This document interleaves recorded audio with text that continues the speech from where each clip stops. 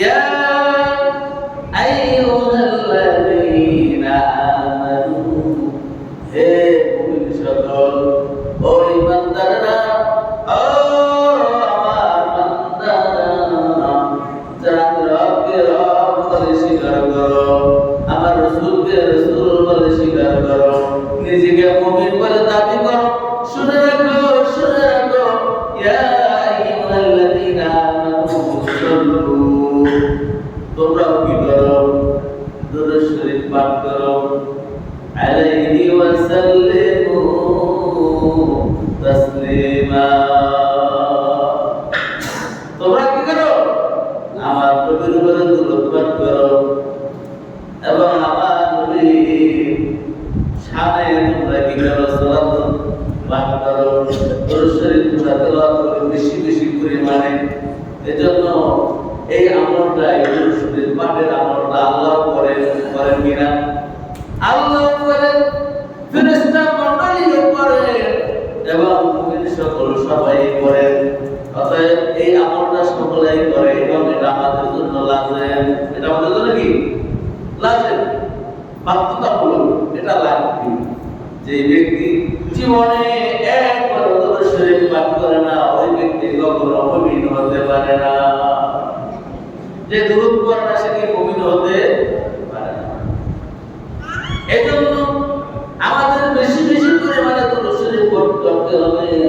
রাসূলুল্লাহ সাল্লাল্লাহু আলাইহি ওয়াসাল্লামের কথা আলোচনা করতেছেন, এরকম নসিহত করতেছেন সাহাবায়ে আজমাইনকে।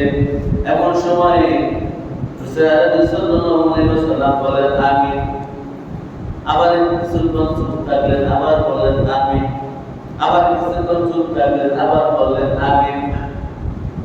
সাহাবায়ে আজমাইন বলেন, ইয়া রাসূলুল্লাহ, ইয়া হাবিবাল্লাহ, ব্যাপারটা বুঝলাম না, আপনি নসিহত করতেছেন, হঠাৎ থেমে গেলেন। থেমে যাওয়ার পরে কিছুক্ষণ পরে এক নয়, দুই নয়, তিনবার বললেন আমিন। দেখলাম তো বুঝলাম না কারণ কি? রাসূলুল্লাহ সাল্লাল্লাহু আলাইহি ওয়াসাল্লাম বলেন, আমার সাহাবীরা, আমি আলোচনা করতেছিলাম, এমন অবস্থায় হযরত ইব্রাহিম আলাইহিস সালাতু ওয়াস সালাম এখানে এসে উপস্থিত হয়ে গেল।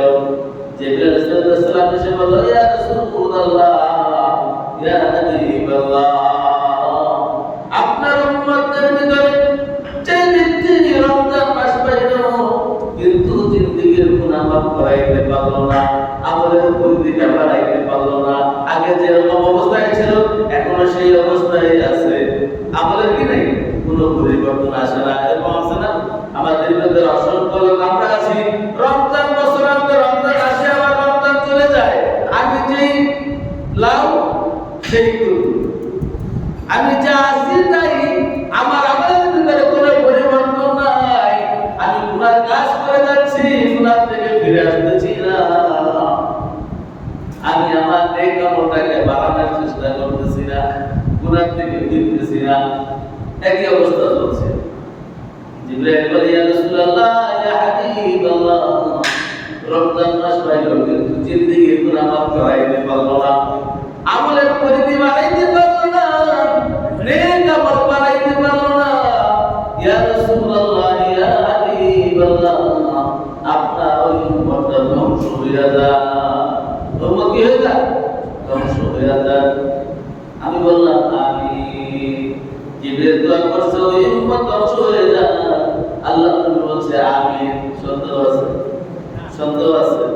নাই। তাহলে ধ্বংসের হাত থেকে বাঁচতে হলে আমাদের কি করতে হবে? নেক আমল বাড়াতে হবে। অন্য হাদিসে রাসূলুল্লাহ সাল্লাল্লাহু আলাইহি ওয়াসাল্লাম বলেন, যার আজকের দিনটা গতকালের চেয়ে উত্তম হলো না, ওই ব্যক্তি ধ্বংস হয়ে যায়। যার গতকালটা আজকের দিনটা গতকালের চেয়ে উত্তম হলো না, ওই ব্যক্তি ধ্বংস হবে। এখন এটা কিসের জন্য? টাকা পয়সা বেশি ইনকাম হয়েছে এই জন্য? এই জন্য না, নেক আমল বাড়ানোর জন্য। আল্লাহ রাসূল বলেছেন, কালকে আমার 24 ঘন্টা ছিল, আজকে আমার 24টা ঘন্টাই আমার উপর অতিবাহিত হবে। কোনদিন কম আছে? নাই। প্রত্যেকটা দিনে কি রাত্রি মিলে 24 ঘন্টাই অতিবাহিত হচ্ছে। এই 24টা ঘন্টা কত কালকে আমি যতটুকু আমল করেছি আজকে যদি তার থেকে বেশি আমল করতে না পারি ধ্বংস আমার জন্য অনিবার্য। ধ্বংসের হাত থেকে বাঁচতে হলে নেক আমল আমাকে দৈনন্দিন বাড়াতেই হবে। অথচ আমরা দুনিয়াতে কেমনে বড় লোক হবো এই ফিকিরে আমরা এই চিন্তায় মগ্ন থাকি। এই ফিকির সারাক্ষণ কেমনে 10টা আছে কেমনে 20টা বানানো যায়, কেমনে লাখপতি আছে কেমনে কোটিপতি হওয়া যায়, 1 কোটি আছে কেমনে 10 কোটির মালিক হওয়া যায়, 10 কোটি আছে কেমনে 100 কোটির মালিক হতে পারি। এই ফিকির নিয়ে আমরা ব্যস্ত। এই ফিকির বসলে ফিকির, দাঁড়াইলে ফিকির, জিকিরের মজলিসেও ফিকির, মাহফিলের মজলিসেও ফিকির, যেখানে যাই সেখানে একই ফিকির। কেমনে বড়লোক হওয়া যায়, কেমনে কোটিপতি হওয়া যায়, কেমনে আরামায়েশে জিন্দেগি কাটানো যায়। আরে কপাল পোড়া অবস্থা আমরা চিন্তা করি না এই দুনিয়ার জিন্দেগি তো সামান্য 2-1 দিনের জন্য। কিয়ামতের দিন পুলসিরাত যে পার হবো, এই পুলসিরাত পার হওয়া রাস্তাটাই হচ্ছে 30,000 বছরের সমান। পুলসিরাত পার হওয়ার সাথে 30,000 বছরের যদি রাস্তা হয় তাহলে এই দুনিয়াতে আমরা আছি কয় বছর? সেই তুলনায় কি সামান্য সময় করে স্বপ্ন ছাড়া কিছুই নাই। অথচ স্বপ্ন নিয়ে সারাদিন ব্যস্ত, সারাদিন ফিকির, সারাদিন চিন্তা শুধু স্বপ্ন নিয়ে। অথচ যেখানে আমাদের চিরদিন চিরকাল অন্ধকার ফেলা লাগবে এই জন্য আমাদের ফিকির নেই। এজন্য আমি বলি যে ব্যক্তির আজকের দিনটার আমল আগামী দিনের আমলের চেয়ে অতিক্রম না হবে, বেশি না হবে, ভালো না হবে, ওই ব্যক্তি ধ্বংস হয়ে যায়। আমরা ধ্বংস হতে চাই, কে হাত তুলে দেখাই, কে ধ্বংস হতে চাই? কেউ চাই না। অতএব ফিকিরটা কি করতে হবে? আখিরাতের ফিকির আমাদের কি করতে হবে? নিয়মিত করতে হবে, আমল বাড়াতে হবে, নেক আমল বাড়াতে হবে, জিকির আজকার আমাদের বাড়াতে হবে, তাসবিহ তাহলিল বা কোরআন তেলাওয়াত, নফল নামাজ, ইবাদত বন্দেগী কি আস্তে আস্তে বাড়াতে হবে। একবার বুজুর্গ হওয়া সম্ভব না, একবারে বুজুর্গ হওয়া কি সম্ভব না। এটা শয়তানের একটা ওয়াসওয়াসা। শয়তান আপনাকে বলা, আরে কি হয়েছে বয়সের, এখনো তো দাড়ি পাকে নাই, এখনো তো চুল পাকে নাই, বয়স তো হয় নাই, বয়স হোক এরপরে কি আমল করো। আসলে হলো অনেক আছে, কিন্তু তাকে শয়তানের একটা ওয়াসওয়াসা। যে ব্যক্তি শুরুতে করতে পারে সে শেষেও পারে না। এজন্য একটা প্রবাদ আছে, মুরব্বীরা বলে 9তে না হইলে 90তেও হয় না। আর আপনি যে আমরা ফিকির করতেছে বয়স হলে করবো, এই বয়স পর্যন্ত যে বেঁচে থাকবো এটা লিখিত কোনো দলিল কি আপনার আমার কাছে আছে? আছে?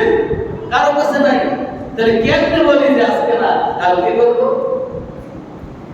এজন্য দুনিয়ার আমলের ক্ষেত্রে বলা হয়েছে দুনিয়ার আমলটা এমন ভাবে করো মনে থাকবা, মনে রাখবা তুমি অনেক দিন বেঁচে থাকবা, অনেক দিন বেঁচে থাকবা, অতএব তুমি দুনিয়ার কাজ করার সময় পাইবা।